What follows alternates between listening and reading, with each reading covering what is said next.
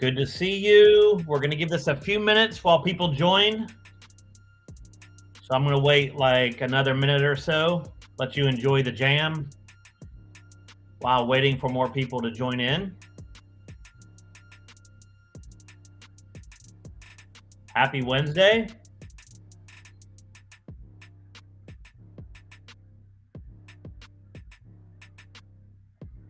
Welcome to Webinar Wednesday. Again, I'm John Weller. Thanks for joining. We're going to give everybody a few more minutes to join in. So enjoy a couple more seconds of the jam here.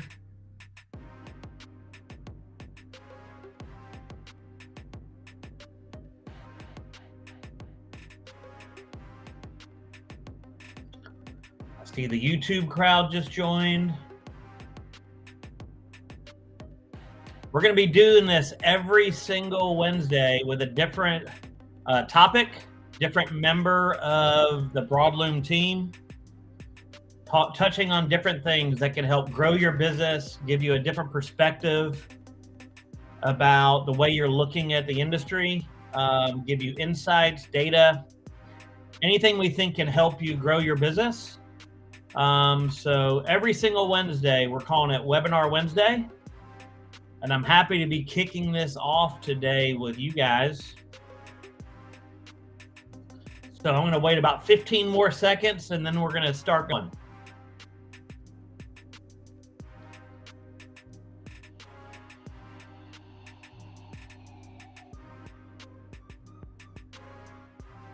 All right, here we go. Welcome to Webinar Wednesday. Today, we're going to talk about consumer experience and how it beats everything and everyone. And the reason we're talking about this today, and the reason I think it's important and timely to talk about this, there's a whole bunch of conversation going on in the industry. I hear a lot of different groups and individuals talking about the future and what it's going to be and where we're heading. And so much of that conversation is centered around e-commerce and thinking that if you just go into e-commerce, that somehow, some way, you have innovated and you are providing this great consumer experience, and that is how you're going to win. I'm going to say this right off the bat right now before we even get into this. I think that is 100% not true. I think it's false, and I think if you're an independent flooring retailer and you think that doing exactly what the box stores are doing is somehow going to differentiate you and give you the advantage, I think you're sadly mistaken. But what the good news is, I think you have the tools and the capability to crush them and to grow your business in the face of what's happening. And as e-commerce becomes maybe even more prevalent, which I don't even know if that's true, but that's what we're going to talk about today. Consumer experience, how it beats everything and everyone. Again, I'm John Weller. I'm the Chief Innovation Officer here at Broadloom. For those of you who do not know me, I grew up in the flooring industry. My father was an executive at a carpet mill, so I had the childhood of walking through carpet mills and seeing how carpet was designed, how it was made, how it was marketed behind the scenes before it was brought out into the industry and brought into different venues. I have worked in every single department in a carpet mill. When I started my career after college, I actually got into the wine business, but I quickly moved into the carpet business and I worked with David Holt at Wonderweave. David was a friend of my father's and said, let's not make it easy on him. So I actually have worked in every single department in a carpet mill for actually a long amount of time before I got into the sales and marketing side of the industry. So I want to give you a little background on FloorForce and Broadloom. In 2011, after spending my entire career in the flooring industry, at 42 years old with no experience in technology or digital marketing, I co-founded FloorForce. And the reason I bring it up is because a lot of people, when I talk to people in this industry, they're like, man, I wasn't born with technology. I don't really understand this stuff. Well, neither was I.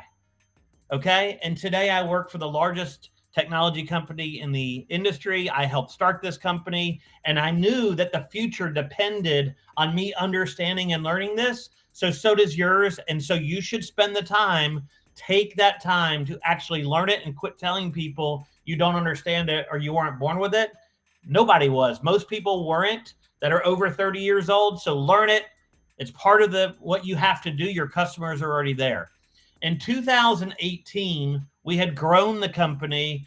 And I will tell you, I was pretty proud of where we were. We started in that little garage you see on the left-hand side in Boca Raton, Florida. Just like a lot of startups, there were rats running around. It was nasty in there, bad air quality. On the right-hand side, what you can see, those are actually on the wall inside of our office. Those are pictures of websites that we had built. We were so proud of ourselves back then that we actually figured out how to build really good-looking, really functional websites and to get people at least into the game digitally, that we started posting on the wall all of the websites that we had built when they went live. I think we got all the way to like 300 websites before we stopped doing that. And we were like, yeah, we're good at this. We don't need to keep posting those up. But that was our actual office in Boca Raton, Florida. As we had scaled this business and got to about 400, 500 customers, a lot of our customers were saying to us, guys, websites are amazing. You got us in the game. How do we advertise online? How do we leverage Google advertising that everyone was hearing about back in those days? So we started to scale the side of our business, the advertising side of it. And it was really, really tough. You know, the discipline of building websites, a lot of people think advertising on Google and website building are two in the same. They are completely different. I guess it would be like installing tile and installing carpet, completely different. So every time I tried to scale that side of the business, I ran into challenges that I did not really know how to conquer. So I reached out to Google and I'm like, look, we have this industry of all these people that want to advertise, but I need help in scaling this business. So the guys at Google said, look, you can come up to our office in New York. We'll introduce you to some people that maybe could help you. So they did that. And while we were there, I did see some things that I thought would be helpful, but I had a more interesting conversation with somebody there who said, look, Google has a lot of good ideas, but there's actually a group of guys who left Google a couple years ago and started a company that is helping companies like yours actually scale advertising on AdWords. I was very fortunate that I reached out to the person that they had recommended on Facebook through Facebook Messenger. That person was Todd Saunders. He happened to be, thank God, across the street from where we were at the Google office. I met up with Todd, met up with Dan across the street. A few years later, they acquired FloorForce in 2018, and today you're Broadloom. So who is Broadloom? Broadloom is the largest technology and website digital marketing company in the flooring industry. To date, we have raised $90 million plus with one goal in mind. We are intent on building an all-in-one platform to improve the way flooring is marketed, bought, and sold, period. That is our number one North Star. We think that the flooring industry is poised for actually massive growth. But one of the things that we have to do is accommodate the consumer, and the way the consumer has changed the way that they buy and their expectation of how they engage. This industry has not evolved. And I can say it, and I'll say it again, e-commerce is not the solve. This flooring product needs to be whole. It's a very high ticket product. And I can tell you, no matter what anyone tells me that e-commerce is the solution, it is not. It is a small solution for a small segment of customers, but I believe we have to change the way consumers shop for this product. We have to elevate those brands and those stories that are out there, let people look at it in a contemporary way, shop in a contemporary way. And I think if we do that, this industry is poised for growth, and independent retailers specifically can reinvent themselves and really take some more market share back that they once had. So when you look at Broadloom and we talk about Broadloom, I think very, very quickly you'll understand we're a very, very different company than any other company in the flooring industry. First of all, as I said, Todd and Dan left Google to start a company called AdHawk and then acquired FloorForce. That's how it all began. Both Todd and Dan started their careers at Google. That alone is a very different story than most everybody else in the flooring industry. Sean Bave, our chief operating officer, came from a company called Stack Overflow. It's the largest community of online developers and engineers in the world that meet up on Stack Overflow to actually exchange ideas. That is Sean Babe, our Chief Operating Officer. That's his background.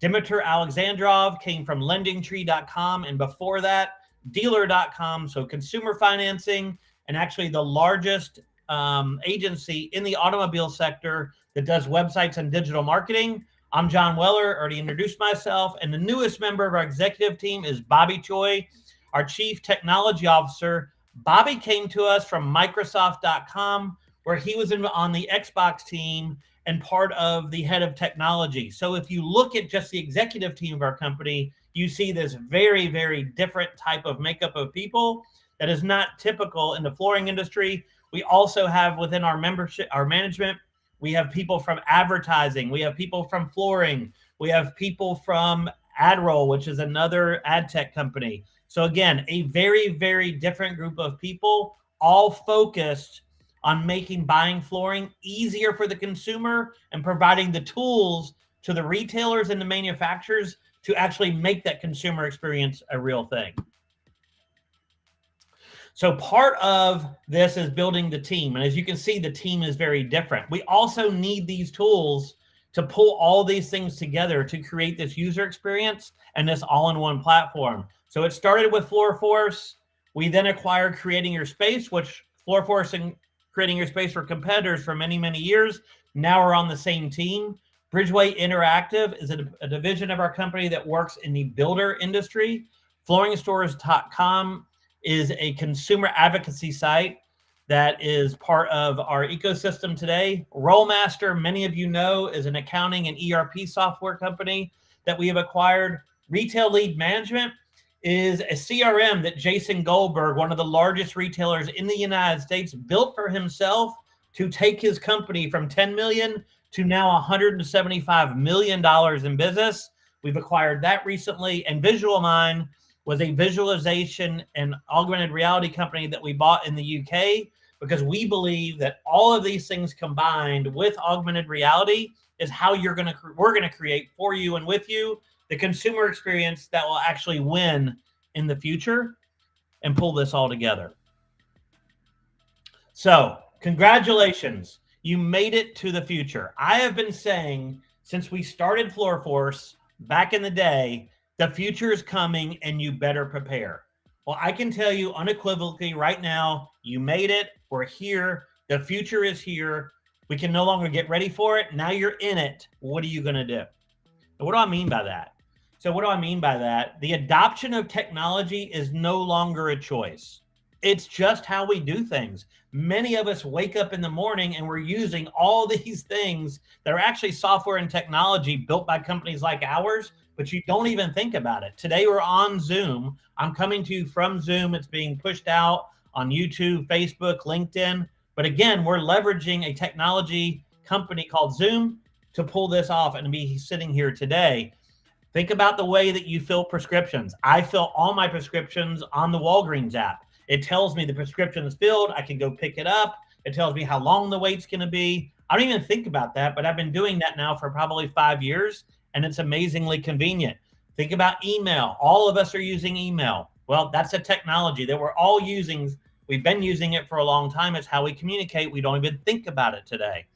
Open Table. How do you make reservations? Most people, including myself, I haven't made a phone call to a restaurant to make a reservation probably in the last 5 years. I make all my reservations through Open Table. So again, using technology, not even thinking about it. It's not for the geeks. It's not for your kids. Everyone is using it. And I'll say this one last thing. I say this in a lot of the things I talk about. That chess app right there has changed my life. Chess is my favorite game to play. I used to play it like 1 to 2 times a year, because to play the game of chess, you have to have an opponent that is viable, that's fun to play with, someone at your level. You have to have the board, the pieces, the time, and all that has to come together to play chess. I downloaded that chess app 5 years ago, and I went from playing once or twice a year. I now play chess 25 times a week, anytime, any place. It matches me with someone at my skill level, and I am playing with people all around the world. One of my favorite games ever. So again, we're using technology and we're not even thinking about it, but it's become part of our life and it's woven into every single thing that we do. So with that said, if we're here, What's the future? The future's already here also. What is happening? These things that we're using are becoming smarter, faster, and highly personalized experiences.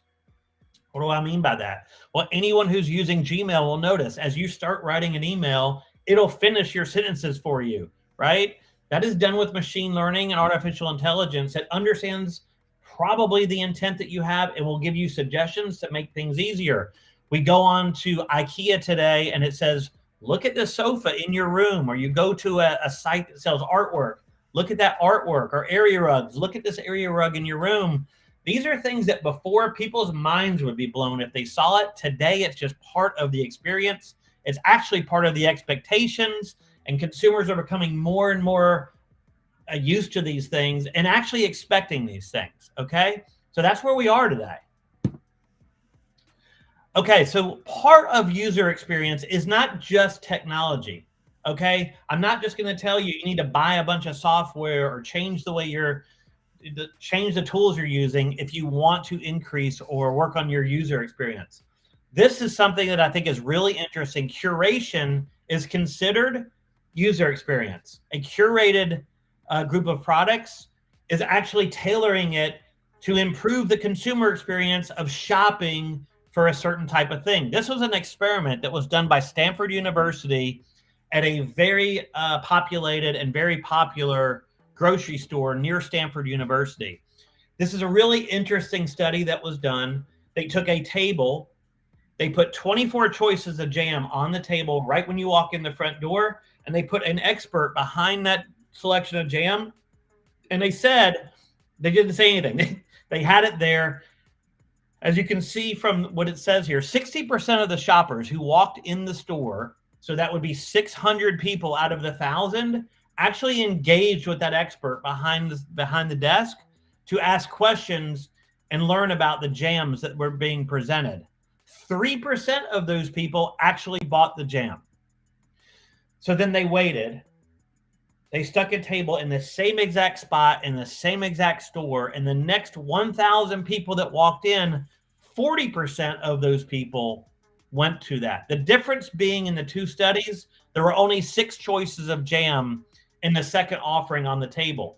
The expert talked to 400 of those people, but the massive difference in what happened was what happened at the end. When consumers had less choices of a more curated collection of products, 30% of them bought the jam. What is that telling you? Nobody wants to walk into a store and talk to an expert about every single thing that's possible and available under the sun. It is a terrible user experience. And why would I go to an expert who's going to just share with me there's a million choices without helping me narrow it down out of the get-go based on the geography we're in, the type of store we're in, and the expectation that you know this customer a little bit before they walked in the store. So I think that this study really, really points out that a curated selection improves customer experience. To make this point even more meaningful to me is this next study that I'm going to share with you. So this is sales per square foot in grocery stores, okay? This is really freaking cool and really important that I think you pick up what I'm putting down here. So I'm gonna tell you that Trader Joe's is not one of my favorite places to go. And one of the reasons is every time I go to a Trader Joe's, there's a line to get in the store. That seems completely crazy to me. I am not going to wait 30 minutes to go through a line to get into a grocery store. So it's not where I shop. So I'm not a Trader Joe's fan, but as you can see, a lot of people are. And what's really interesting about this study, Trader Joe's makes $1,723 per square foot in a Trader Joe's store, more than any other grocery store in the United States. Okay, you've got Whole Foods coming in second at $937. Publix, which are probably most of you are aware about that store, that's $552. What is different about Trader Joe's that allows them to make that much more money per square foot? And how is this possible in the face of these giants, right? Trader Joe's stores are not as big as a Publix or a Walmart or a Harris Teeter or all these other types of stores, How is it possible that they are the most profitable per square foot? Well, I'm going to tell you. One thing that's unique about Trader Joe's, 80% of the products in that store are private labeled. Okay? They have curated down to the most important and meaningful brands that they actually feature in the store. Everything else is private labeled and put into a system, a color-coded private label system to make the consumer experience within that store much more simple. Anyone who's looking through that store can fully understand without the need of a curator to know what is going on. Here are the brands that are speaking loud and clear to me directly from the brand perspective. And here's the private label that is curated from Trader Joe's. That's number one. Number two, they're not trying to be everything to everybody. Every single Trader Joe's store is curated to the local market that they're in. They look at the market. If you're in Santa Fe, it's going to be curated to Santa Fe, New Mexico, and the things that people in that market would gravitate to. So they're not trying to be everything to everybody. And that's meaningful, more meaningful than everything to everybody. And it proves in the numbers. The other thing is it's a local call out. Every single Trader Joe's, besides curating the product collection to the local market, if you look around the store, it'll say, welcome to Santa Fe. They let you know that they are part of the fabric of that local market and they're aware of where you are and they've personalized the experience to you. Okay. So again, if you can see what I'm telling you here, that Trader Joe's secret was not to mimic and do the things that these giant grocery stores are doing. It's actually how do we differentiate ourselves and not do the things that we're doing to offer a more personalized and curated experience. And that's not with technology. That is with the way that you present the products in your store. And I think each and every one of you should really think about that, because I walk into a lot of retail stores and I see 100 brands and it looks like an absolute garage sale. And I got to tell you, I'm in the industry and I don't know how the poor salesperson that works in those stores has any clue what's actually in there and how they would ever portray that to a customer walking through the door. So I've said a whole bunch here. What does this mean to you? Well, this is what it means to you. Consumers have already adopted and prefer and expect a simplified, digital-centric, personalized way of shopping, period. They expect it. And we're selling a very high-ticket item. So I can tell you they expect it more from us than the guy selling a bag of potato chips.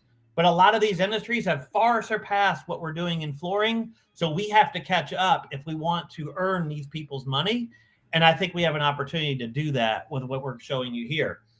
Providing a simplified digital-centric shopping experience will increase efficiency, increase sales, increase customer satisfaction, profits, and increase the valuation of your business. Many, many people I see these days are talking about the succession plan of their business and how, I wish I could sell my business. Well, I got to tell you something. There's two things I can tell you.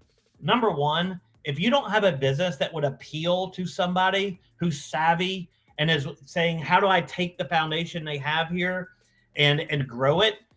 To do that, you're going to have digital tools. You're going to have new technology. You're going to have a process and system that someone understands that you can show them that they go, oh, okay, I can buy this business and actually scale it based on the process they put in place.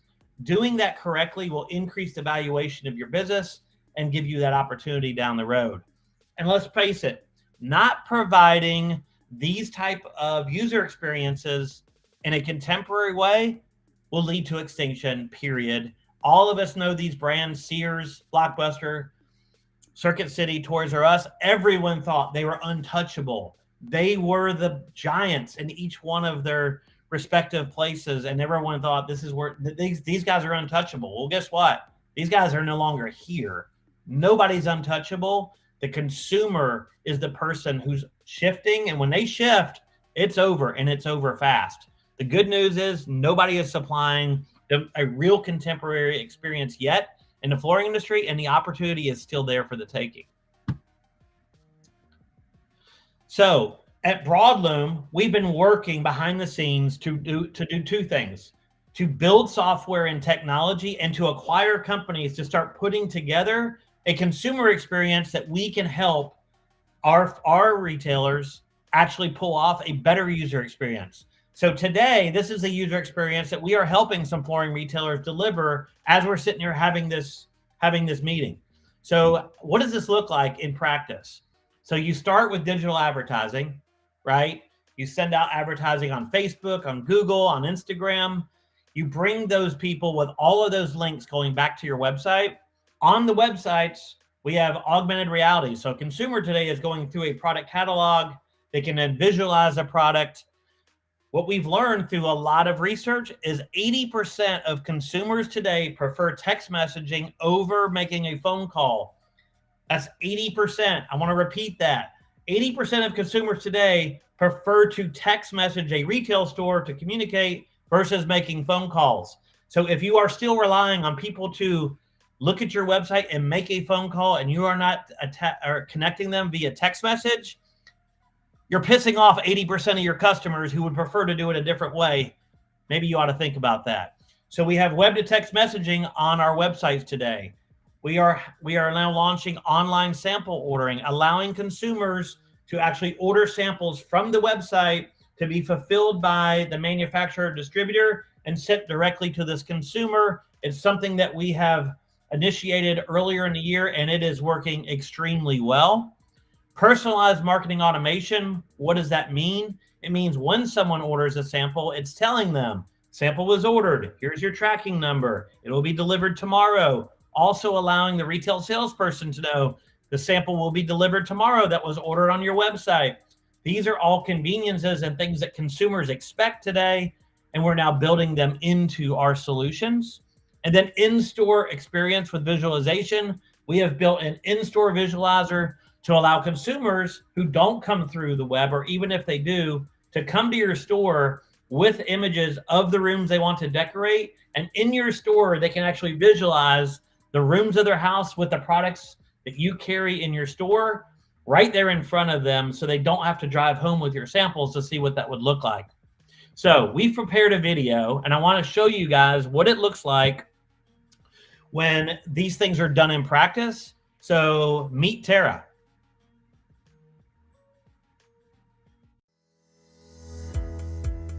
Meet Tara. She and Jay just bought their first home and need new floors installed. Tara begins her shopping journey after dinner by searching for flooring stores in the area on her laptop. She sees several links on the results page, including paid search ads, organic links, Google Map listings, and clicks on a few of the websites. Most of the sites look professional, feature attractive flooring images, and are running promotions. Jared's flooring looks okay, has consumer reviews, but there's no option to communicate online. The box store sites all look great, have promotions, but none of them feature consumer reviews about their actual installations. Katie's Flooring Store is a Floor Force premium website. It's professionally designed, has a promotion, showcases consumer reviews, offers web-to-text communication, product visualization, and online sample ordering.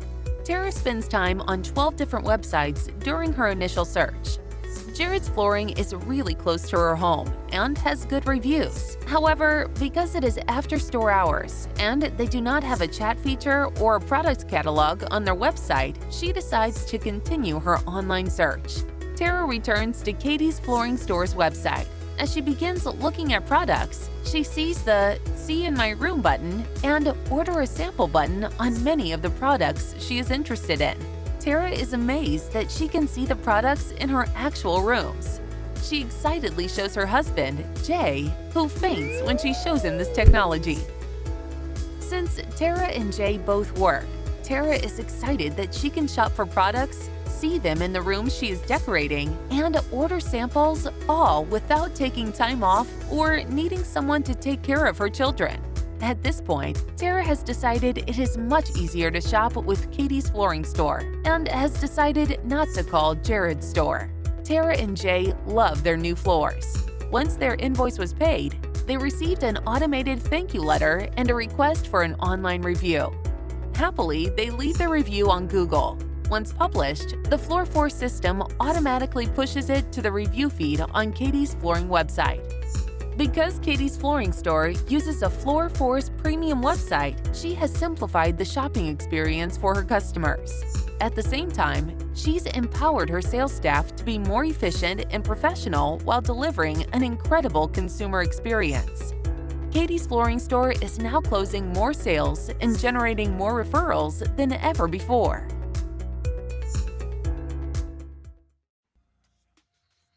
Okay, so as you can see, that is in practice what the consumer experiences looks like that we're able to actually help some of our customers today offer to the clients. So I got a question for you. If you could turn back time, would you? And I'm saying this because I think it's important to kind of get this understanding. If you had invested 10 years ago in Google, you would have had a 802% return on your investment. If you invested in Apple 10 years ago, you would have a 1,062% gain on your investment. These companies did not change the way things are done per se. They didn't stop, like Google didn't stop people from advertising. They just changed the way people advertise. They made it easier. You guys can do the same thing. And I will tell you, if you invested in Amazon 10 years ago, you'd have a 1,696% return on your investment. If you invested $1,000 in Amazon 25 years ago, it would be worth $2 million today. That would pay for Amazon Prime membership for the next 16,806 years. You would be set. Again, Amazon didn't change what people are buying, right? They didn't change that people were buying books. They were always buying books. They just made it easier. They made it contemporary. And I'm going to tell you, you have this opportunity. You have an opportunity today to actually change and rewrite your future. And why do I say that? I started out saying nobody in the flooring industry, period, has yet to simplify and create a user experience that is worthy to say it blows everybody away. This is the one that blows everybody away. It is not e-commerce. I can tell you, I promise you, e-commerce will not win in the end. And the reason I say that, e-commerce has been around for a long time. You've got giants like Floor & Decor, you've got Home Depot, you've got Lowe's, you've got Lumber Liquidators. They've had e-commerce for a very long time. You're still here with us, right? You independent retailers, you survived. This has been here, all right? It wasn't like all of a sudden they took 90% market share because of e-commerce, because e-commerce in the flooring industry actually sucks. So what I'm telling you guys, you have a chance to rewrite your future. Will you? As I started out, I also said a lot of you say things like, I wasn't from technology, I don't like technology. Well, that's tough. You know, you didn't grow up riding a bicycle either, but you learned how and you can get from point A to B much faster. You need to learn and leverage technology. But if you do, I can tell you there is just incredible opportunity for you to go into your market and take market share. Think about a box store and the user experience that they actually provide.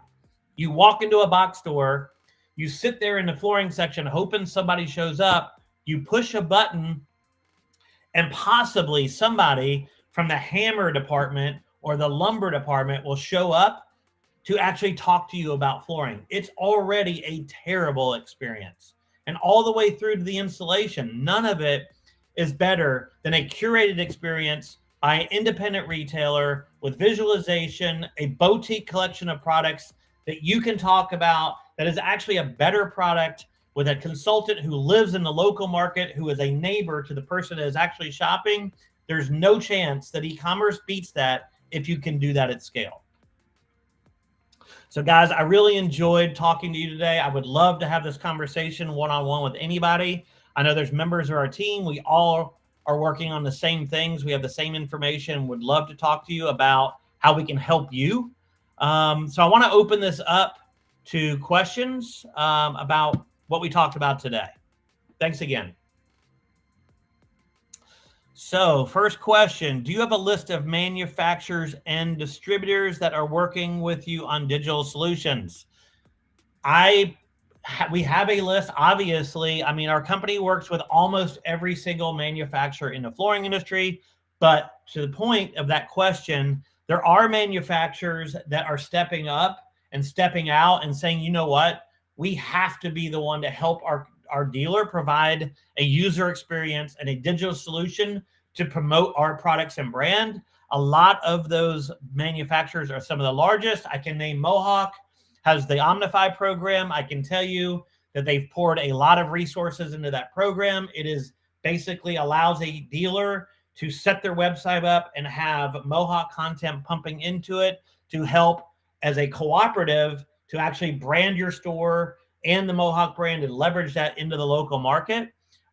There's also JJ Haynes has a program that they're working on that allows you to also do the same thing to create this great user experience and push their brand out into the market. I know that, again, there's a lot of them. So if you have questions specifically about manufacturers in your market that you would like to work with, reach out to one of our representatives. We can go through the whole list of manufacturers, distributors that we work with that are specifically moving things forward with their digital solutions. Any other questions? You said you don't think e-commerce is the answer to compete with box stores. What is it? Yeah, I think there's a lot of things. I mean, here's what I would tell you. If you're going to mimic what is already available from a company like Home Depot, and so I can't imagine how in the world that's a better experience for the consumer. It just isn't. And a retailer, a local retailer, the promise of working with one is that you are the local expert. You're going to give them a better experience. You've curated a better group of products. You can talk to them on a much higher level than the guy that sells hammers in the hammer department or the guy that sells fire alarms in the fire alarm department. So that's how you do it. You provide a better experience, better products all the way through the process. Those are the things you need to leverage to beat the box stores. And I got to be honest with you, it's not that hard. It's just embracing technology, thinking about what we just talked about. How do I curate this down to differentiate myself from a box store? Not trying to offer everything under the sun, but curate it down to say, we carry these products and these brands for this reason, because we believe they're the best for you in this market who live in Santa Fe, New Mexico. That's how you do it. Curation, user experience, differentiate yourself by being different and leveraging all the things that you do that the box store does not do. Next question. You mentioned an in-store shopping experience. What are you doing to improve it? Yes, so we have built an in-store visualization kiosk. You know, what we learned is that consumers who go onto a visualizer on a website stay on a website up to 7 times longer than they do if they simply go onto a website without visualization built into the product catalog the way we've done it. So what we've done is we said, well, if that works and if the consumers love that experience online, of course, they're going to love that experience offline. So we built an in-store kiosk that allows a consumer to come into a store. And again, if a consumer calls, it'd be great if the salesperson at the store lets them know, please bring pictures of what you're doing and bring pictures of the rooms that you're decorating. And then they can actually go and visualize products that are in the showroom on the visualizer in the store. We've had this out here now in the UK in about 300 stores for a year. And we've had it in the United States for about 6 months. And I can tell you what we're hearing from retailers is this is game changing. Consumers absolutely love it. The only thing we're also hearing is they start to get frustrated with the manufacturers and products that are not in the in-store visualizer because the salesperson now has to explain, well, we have it on this product, but we don't have it on this product. The only downside, but overall, the consumer experience of the in-store visualization tool has been phenomenal up to this point. All right, so one last question. Let's make it good. How does your platform simplify how I'm running my store? Is it just ads and a website or more? That's a great question. So as we started this presentation, I shared with you the team of people that we've assembled. People in finance, people from digital advertising, people from the gaming industry. people from Google. And then you saw the companies that we've acquired. We acquired Rollmaster. We acquired Banaboom. We've acquired Visual Mind, augmented reality. We've acquired Retail Lead Management, which Jason Goldberg, the 5th largest retailer in the country, built. No, it is not a website and ads. That used to be, right? It used to be you could have a website and run ads to it, and you actually were providing the consumer more value than the guy next door or the box store, and you could compete. That is no longer. So what we are doing, two things. We're focused on building this user experience, right? The front-facing experience that consumers can go in and learn who you are, learn about your company, the people and the services that you supply. But while they're doing that, they're being offered another way of having you providing value through augmented reality on the website, chatting with a consultant without having to call, ordering a sample without having to drive to your showroom, or coming into the showroom and actually being able to visualize the products in the rooms they're decorating without bringing them home to their house. All of those things simplify the user experience. And we're also acquiring these software companies so that you have the tools within your retail store to supply these user experiences and make it intuitive, not only for the consumer, but for your salespeople. Again, I don't think you trying to do this with 150 brands is ever going to work. How you could possibly hire a new person if you did start to grow your business and teach them the importance of 150 brands, not going to happen. But you can see from what I showed you through the Trader Joe's example, if you actually curate down, think about the brands that you actually want to support, bring that down to a manageable amount of brands and give this great user experience. You're going to make it easier for the customer, simplify it for the customer, use the tools that are available today through Broadloom and other companies. And that is how you simplify the user experience besides websites and ads. Guys, I really enjoyed spending the time with you. Thank you so much for coming. We're going to be doing this every single Wednesday. So next week, I'm not sure who it's going to be, but I hope you found this valuable and the time well spent. I'll talk to you soon. Take care. Bye.